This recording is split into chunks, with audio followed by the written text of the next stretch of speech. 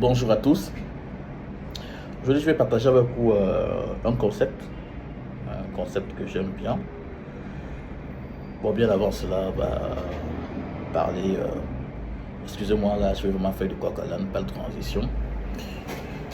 Je suis parfaitement conscient qu'au Gabon, il y a des intelligences, il y a de la ressource, il y a de la matière, il y a des personnes brillantes que je vois tous les jours d'ailleurs. On échange, il y a de la matière.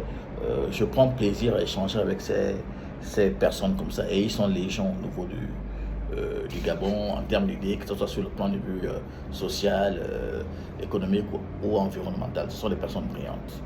Mais le Gabon ne peut pas vivre en autarcie, c'est-à-dire nous ne pouvons pas nous suffire, nous ne pouvons pas nous autosuffire, nous ne pouvons pas nous suffire, que ce soit sur le plan que ce soit sur le plan économique ou intellectuel. Nous aurons forcément besoin de l'aide extérieure. C'est ce que moi j'ai appelé, c'est ce que j'ai appelé, je ne sais pas si je l'ai quelque part, mais ça sonne bien dans ma tête, c'est de la coopération intelligente. Coopération intelligente. La coopération intelligente, c'est quoi? Je ne vais pas le définir, c'est peut-être dans une autre vidéo. C'est-à-dire, nous devons élargir notre assiette en termes de coopération parce que nous avons besoin des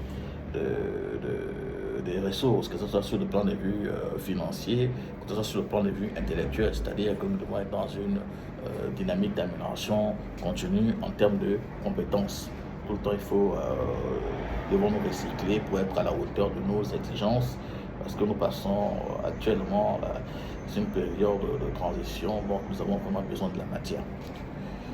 Moi, personnellement, il m'arrive très souvent d'échanger avec des frères, des amis, sur le plan de vue économique, que ce soit des Sénégalais, des Ivoiriens, des Congolais, ou encore des Burkinabés, pour ne pas citer Marcel, qui est une personne très brillante, parce que lorsqu'on échange sur des questions économiques, que ce soit du continent ou du Gabon, il y a toujours un petit truc là qui fait qu'il se distingue des autres personnes. Enfin, bref, nous connaissons nous tous que le Gabon est une économie relativement diversifiée.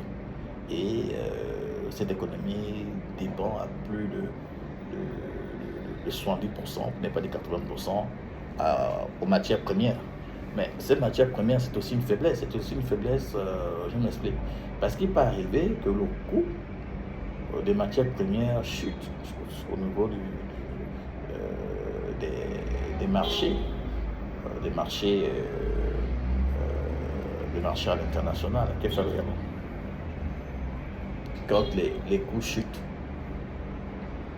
ce qui fait que nos prévisions ne sont pas au rendez-vous. Donc cette dépendance vis-à-vis des matières premières est un danger. Nous devons nous pencher là-dessus. Comment penser à l'après-pétrole, comment penser à l'après-manganèse et toutes ces choses-là. Bon, c'est vrai qu'il y a aussi d'autres apports du point de vue financier avec, je sais pas, la taxe carbone, hein. La taxe carbone, on n'est pas très loin, qui vient renflouer les caisses de l'État, mais il est vraiment important que nous ayons tous à l'esprit que nous devons mettre en place ce que j'ai appelé la coopération intelligente. Parce que, pour être tout à fait honnête, win-win, pour nous les Africains, c'est une grosse arnaque. Tout le temps, nous entendons ces personnes qui ont de hautes fonctions aller signer des partenariats.